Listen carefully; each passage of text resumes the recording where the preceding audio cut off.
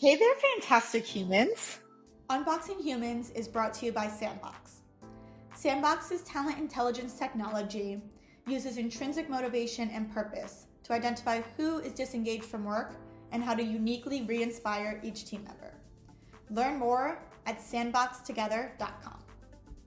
My guest this week is Lisa Rangel. Lisa Rangel is the founder and CEO of ChameleonResumes.com, the premier executive resume writing firm, and joblandingacademy.com, the do-it-yourself career portal. Lisa's mission in life is to continue to make the world a happier place with one fulfilling, well-paying job change at a time, using her 4-step META job landing system. She has successful clients in over 88 countries and has been featured and quoted in over 200 publications. Well, hello, everyone. I am very excited to share my guest today, Lisa Rangel. Lisa is the founder and CEO of ChameleonResumes.com, the premier executive resume writing firm, and joblandingacademy.com, the do-it-yourself career portal. Lisa's mission in life is to continue to make the world a happier place with one fulfilling, well-paying job change at a time, using her 4-step META job landing system. She has successful clients in over 88 countries and has been featured in over 200 publications. You're all in for a real treat today. Thank you so much for joining us, Lisa. Thank you so much for asking me, Danielle. I'm honored to be here. So today we are talking about reframing rejection, which is a topic that many are struggling with in today's job market. Whether you're entry level or senior level, rejection is definitely part of the job process and something that everyone faces. And so, Lisa, the first thing I really wanted to learn from you is did you decide to work with clients at the executive level? What was particularly interesting about this group? I was a recruiter for 13 years prior to opening Chameleon, and I mainly worked with either executives looking to do consulting work, contract work, specifically in the accounting and finance areas where I started, or individuals that were looking for, CFO, director of finance, director of taxation, basically senior level finance and accounting roles. So that's what I grew up on in the recruiting space, so to speak. As I got promoted, I oversaw different areas of executive leadership recruitment in different parts of the US.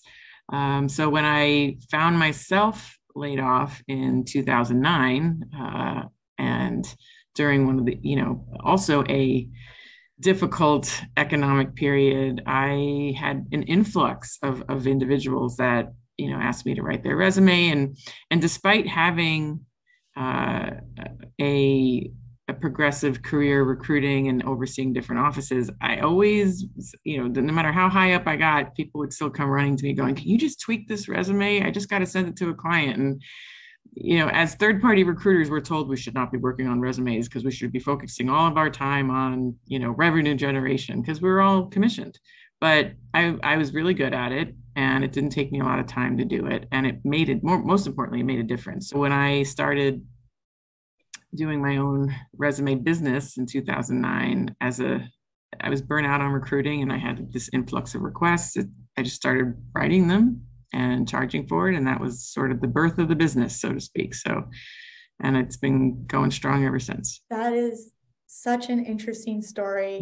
And it's a story that we definitely, is echoed today, right? Things changed in the market. And so I found something that was interesting to me and I was good at, and I just went out and I started doing it. So you mentioned that changing a little bit on the resume really helped. And I'm curious, what was it that you were seeing? What was that tweak? We were, as third-party recruiters, we were experts in what our clients, the companies that were paying us the fee to find the talent, we were experts in what our clients needed to see. So, it's not so much that I was writing the document in a universal way, but I would write it or tweak it or highlight or move up an achievement or, to what my client paying me a fee if they hired the person wanted to see. And And so, I mean, don't get me wrong, the candidate had to absolutely be interested, qualified. Assuming all that happened and they were properly vetted, I would make sure that we would be presenting that candidate in such a way that the client company would see that they should be interviewing this person, and it should really be a no-brainer. The key now is to write for the human eye, I think, more than any system, because most hires happen through people. That's such an interesting insight. And this is why I love talking to you, because you hear over and over from people, you have to write with the keywords because, the systems scan it. And, that's true, whether it's resume writing or SEO right on your website. Well, that's exactly, yeah. Nothing. You're exactly right. I mean, that's a perfect example. I even use that example a lot of times in some of my resume writing trainings. Like I'll say to somebody, okay, let's say you're looking for an auto mechanic. You go online, you Google, you go on Bing, whatever search engine you use, you type in some keywords to pull up what you need, and you click on a couple of the first ones that come up, and you're not going to read the whole entire website before you decide whether you're going to call that mechanic or not, or go visit the mechanic. You scan, you look for some key things, you look for some visual validation, both graphically and from the word standpoint, from a typography standpoint, how it's laid out, and you get a vibe, right? If you should keep reading or reach out to them. That's exactly what happens with recruiters that are looking at resume after resume after resume, or profile after profile after profile on their screens or on their mobile device or their desktops. They scan. They're not necessarily reading the entire document. They're looking for visual validation to keep reading. It's such an interesting perspective, and I love it. I mean, it's so different from what people are saying. So everyone take note. Right for humans. Right for humans. So I'm wondering, why are most people looking to switch roles that you work with? The people that come to us, it really runs the gamut from somebody gainfully employed, simply just being proactive and wants to have it ready, almost like, insurance, so to speak. And they're happy in their role, but they just know that it's prudent to have things ready. And they also want to be ready for when they're passively recruited. If a recruiter calls them, they don't have to scramble to get everything done. So that's like one end of the spectrum. And then the other end of the spectrum is, someone who lost their job maybe 3, 6, 9 months ago, thought they were going to do it on their own. They really had some traction initially in the beginning. The traction didn't really work out. Now they realize they need help because they're running out of the options that they need, and they really need to work. So they'll come to us to sort of accelerate that process that, is already taking them too long. And then, we kind of have to help them scramble in a strategic, effective manner to then try to get them working sooner than later. So that's sort of the range of reasons. Ideally, the more proactive somebody can be, the better. But, we're also here when things kind of get unpleasant to help you out of it. So. And that might be a good segue into the rejection piece. I guess that some people in the 9-month range might be feeling down about the process. So sort of what are the steps? I'm curious about this meta process that you leverage. Our meta job landing system, it revolves around the marketing documents, being the M, effective job landing tactics, being the E, our 3-step interview process, and advanced salary negotiation. So we work with clients through the whole entire job search process. I mean, they can work with us in any piece of it if they have the other parts covered, but typically most clients come to us for all of it. A part of that is, while that's all a technical execution, right? All those steps are technical execution. We really start the whole process off with a mindset coaching call. And then the mindset aspect is weaved in through every part of it, frankly, because you're going to, by taking a stand in your brand, by taking a stand for what you want to position yourself as, you inadvertently are going to attract some and repel others, right? Or get rejected by others. Once you communicate your story in either a job landing tactic outreach or an interview that you have where you communicate a story, you're going to either attract what based on what you're saying, or you're going to repel or get rejected based on what you're saying. And all of that is part of the process to help you find where you belong, in my opinion.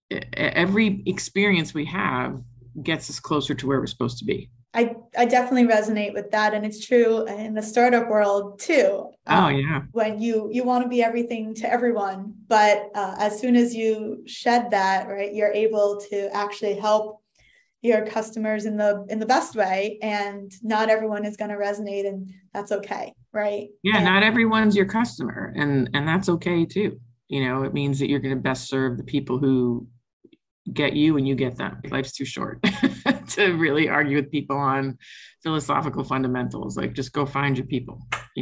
I'm hearing authenticity. Yeah, I hope so. You and I in the past have talked about the difference between what someone has done and what someone wants to do. Yes. And bridging that. How does someone communicate that, and with that overcome the rejection that maybe they might feel that maybe they shouldn't be doing this thing that they want to be doing since they haven't done it before? I hear that a lot from people. I think as far as marketing yourself, if you have on your resume and your profile a predominance of the achievements that you don't want to do anymore, you're going to get called for those achievements, because that's, again, people are searching, they're looking, you're going to come up in those searches, they're going to read and go, oh, this is my person. And when they call you, you're going to be like, I don't want that job, right? So I think part of it is letting go what was comfortable to rely on in some ways, or reframing it in a way that pulls out maybe a transferable skill for what you want to do. If you want to change something about what you've done before, you have to rebrand yourself, showing the achievements and the past track record of how what you've done, either directly or in a transferable manner, is suitable to what you want to now do. And that's the intersection of what you can do and what you want to do and what you love doing. Exactly. It's definitely, no matter where you're at on the experience spectrum, it's a matter of rebranding yourself to show your transferable or direct skills of what you want to do. We talk about this episode being reframe rejection. Is that the reframe part of rejection? I think so. I mean, I could tell you, Chameleon was born out of me being laid off, and being laid off as a breadwinner, and my husband was a stay-at-home dad with our kids at the time. I was like, okay, this sucks. But it allowed me to build Chameleon with no debt, because I had no debt to tap. And I didn't want to put it on credit cards, and I was able to thankfully just sell and spend what I made, sell and spend what I made, until it got to a point where I was able to pay myself. I think that's the reframe a lot of times, is where is this going to go? And when I ask potential clients a lot of times, even, and then once they become clients, the same question, like, think of most of the best things you've ever had in your life. They tend to come from some sort of adversity, either directly or tangentially, a few steps before, right? And it's that negative experience that put you on a path to now have, the thing that's bringing you joy now, right? So I think that's what people have to remember, that this is often it's just part of the path. When one door closes, another one opens. Yeah, all the cheesy things are true, man. That's the thing. Like, all the cheesy sayings are kind of true. So we've talked a lot about the candidate side, and I'm wondering if we switch gears a little bit and talk about organizations and how they hire, because today, a headline over and over in the news is organizations are struggling to find top talent. And then they deal with their own type of rejection, which is a candidate receiving the offer and declining it.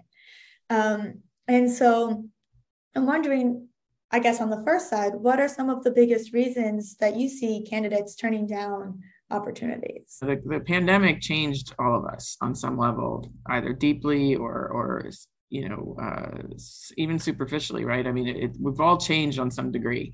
And we were also, I think, we all learned that if we don't have our health and even a degree of happiness, not that we're all going to be happy all the time, right? But like a degree of happiness, that what's the point? I really believe like hybrid working is long overdue.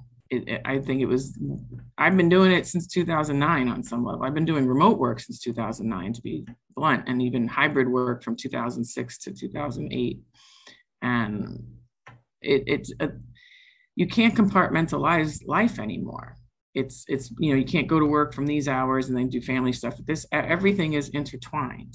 Everything is intertwined, and I mean you can't get healthcare appointments for months out. You have to take off when you have to take off to do them.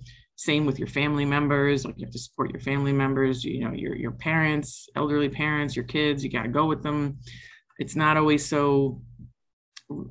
It's just not very. Life isn't compartmentalized anymore. We have devices that keep us tethered 24 hours, even if we do turn them off, right? So, life and so if life isn't compartmentalized anymore, those that realize work can't be compartmentalized anymore are going to have more success. And people want offers from companies that don't have compartmentalized work cultures, and they want to be compensated for it. There used to be, prior to COVID, oh, you want to work from home, we're going to cut your pay. That doesn't fly anymore. Like talent is talent, and how somebody works and where they do it and what their tax structure is based on where they do it shouldn't really affect what the offer is. It's definitely not a simple answer to your question, hence why I'm probably a little long-winded here, but it's complicated, and the employers that are recognizing that it's a well overdue change and they're embracing that are the ones getting their offers accepted. Yeah, I know. I really appreciate that answer, because from the beginning, I built Sandbox during the pandemic. And Right. so it was never a question in my mind, are we going to have an office? Because we never had an office. Right. And it was working out just fine. So now my team, I say we're remote, distributed, flexible. Yes. And I'm the only one in New York. And actually we were able to hire people around the globe. So for a startup to be a global team is incredible. And people say all the time, how does that work with time zones? I said, that's the flexible part, right? Is that we're not working a 9 to 5. I tell my team, people laugh at me for this, but I tell my team, work when the spirit moves you. Yeah. And I can trust that they're doing work because they're doing work that they love. Right. And so I'm never concerned, oh, are they doing it? Are they going to get it done? What's happening? I know they're doing it. And I know they're getting it done because they actually love it and they're excited to get it done. And so if we have a meeting, that is off quote working hours, it's not a big deal because people know about that meeting ahead, and their work life is totally intertwined. They are one person with one life, and work is an aspect of that life. And it's done wonders for our ability to thrive as a startup, right? And to grow and to innovate, and be nimble. And absolutely. No, you should be extremely proud of yourself. I love what you're doing. I totally love what you're doing. Oh, thank you. And I love the spirit moves you part, because I even say with my team, I'm like, if I offload an email and it's 2 a.m. on a Saturday, like I probably should get better at using that schedule feature, but I'm like, I'm just offloading. Like, I almost don't want you to answer me back, because neither of us should be talking to anybody at Saturday 2 a.m. You know what I mean? Like, just let it sit there. Get back to me on Monday. Like, and I'll even start the email like for Monday, or for Tuesday or whatever. Right. So if it's a holiday weekend, but and I'll say you can do the same to me, and don't think I'm ignoring you if I don't reply until Monday, because sometimes you just need to get it out.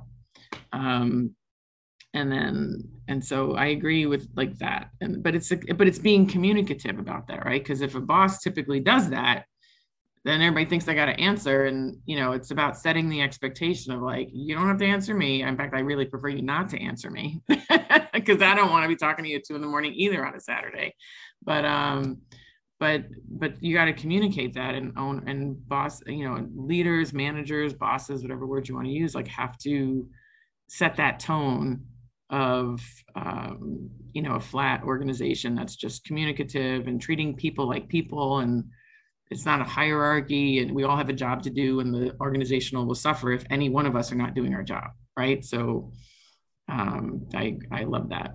Thank you. It is so true. We win and lose as a team. And that's me. I tell my team all the time. I said, I hear this from friends of mine, and in my meetings with organizations, this concept of, well, we can't have people working from home because how do I know that they're working? And that always really sort of guts me, because I said, it's my job as a leader to ensure that my team is working on things that are motivating, interesting, inspiring to them. And if they are not motivated to work, that's not their fault, that's mine. I've done a bad job leading and giving them the right work. And so this whole element of team communication, right? It's up to everyone. I have to communicate down and they do have to communicate up. And then leveraging the right tools to ensure that I always know what is motivating them, right? And that I'm not just assuming based on their job title. And we've talked about that before, the job talent fit, right? Just because you have this one job title doesn't mean you love every aspect of that job. Right. I heard that in your story, right? You really loved the resume writing and you thought that was a really big piece, but you were often pushed to do some other pieces and you saw this opportunity. Something jumped in my head when you said the first part of what you just said about, how do I know they're working if they're not in the office? I like to always flip back to them going, well, how do you know they're working in the office? Like, let's be honest, right? I mean, we've all started jobs and we all know we weren't working all the time. We were there. And frankly, even that CEO who's saying that isn't working the whole time that they're there. So like, it's an illusion, and let's just be transparent and let people be people. And, and it's not a time for money thing sometimes, even though people might be paid hourly, it's really like the idea comes when the idea comes, or the rush of customers come when the rush of customers come. And like, just let the result happen, however it needs to happen, and just pay people market rate for them to stay. That's, I think it's simplified, but I do think that works more often than it's not. It's just we weren't raised that way. It's mind shift for many people. So yeah, it's definitely an important mind shift. And I mean, it's interesting because as humans, we all experience it, right? Oh, this really isn't getting done right now. Right. And sitting and staring at it doesn't help, right? It's getting up sometimes or switching tasks. Yeah. And absolutely. That doesn't, if it happens constantly, then maybe we're not motivated by the work, or maybe the work is too hard and we don't know where to start. Which, from our conversation now, I'm thinking about how that applies to your clients that come in, right? I've been trying, but maybe they've just been trying the wrong way, and right. Putting the human back instead of the go it like a machine. And acknowledging also, you started to say this in the latter part of your earlier comment, is it's up to us as leaders to make sure the work is engaging. That's also acknowledging that people can't necessarily, not everyone, some can, but not everyone can do the same work for 5 years, or 10 years. Like, some people can, and God bless them, right? But some can't, and trying to keep them in that role instead of working at a succession plan to get them out of that role, give someone else the opportunity, and then have opportunities to retain them, but in an accelerated manner. That's when you start to have retention, but instead you have leaders that can be short-sighted, that, they will deny promotions, or they won't pass them. Oh, we can't promote you because we don't have a refill. Well, whose fault is that? Like, you don't have a backfill. Well, then that's your problem as the leader. And hopefully that employee realizes it's not their problem. And, they either work with the boss to get a backfill and train their person and take the initiative and then show the skills that they have, that skill set to be promoted, or they just got to go elsewhere to do it. But good people won't stay stagnant. Yeah. And that, I should rephrase that, because some people are genuinely happy with like the rote tasks, and Lord knows we need those done in the world. Those are not diminished in any way, shape, or form. So I may have misspoken there, but you just have to acknowledge what people need, and whether they need to be in a similar role for a longer period of time, or don't treat everybody the same, and don't treat people in a way that only serves the leader. You have to serve the employee if you want them to stick around. As you're talking, I'm realizing that's another layer of rejection, Yeah. right? It's not just rejection in terms of applying for the job, but when you're in and you try to, I hate to say pivot because that even sounds too big, but you try to just lean in to what is really interesting to you, what you enjoy Right. learning more on, and you're told no. And that makes people want to leave, right? Yeah. Someone who otherwise would have been really excited to stay, and for no other reason than than the leader missing that idea that Right. this human could be doing even better work for us in the company and be happier as a person if I let them lean into this other side. And Right. hey, maybe there's someone else in the organization already who wants Right. to lean into the other pieces that this person is less apt to do or less interested in. Well, this has all been really, really interesting, Lisa. And thank you so much. I like to end with just some takeaways and best practices. Sure. I think some of the ones that are coming immediately to mind to me are authenticity. It's okay to not be everyone's cup of tea, right? And to really position yourself and reframe what's happened in the past as your guiding light into what you really want to be doing and what you'll really excel at. Is there anything else you'd add? And not being someone's cup of tea is putting you closer to where you belong, right? It's about reframing it as a positive, right? It means it's information that the direction you were in isn't where you're supposed to be. So just keep looking, or keep talking to people, until you find it, or at least take what you learned from that situation and see how it hones your vision better of where you're supposed to be. And so absolutely, I think the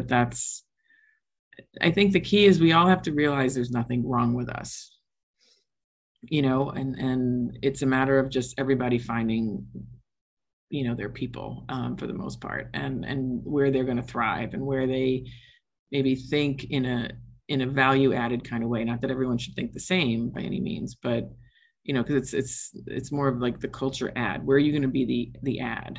And where you challenge the situation or challenge what's going on in the organization, where is that going to be appreciated? And that's, I think, when we can find that's when we're all happy, because just joining something, even if we do feel a little kumbaya and everybody's similar, that gets old after a while, right? Like, I mean, it may feel good for the short term, but long term, we all want to be challenged. We want, to feel new, even if we've been there a while. And that only comes with when we have a culture that encourages additions and not just fits. I love that. Culture add, not culture fit. Well, thank you so much. Lisa's information will be in the notes section of the episode. But once again, Lisa is the founder and CEO of chameleonresumes.com and joblandingacademy.com.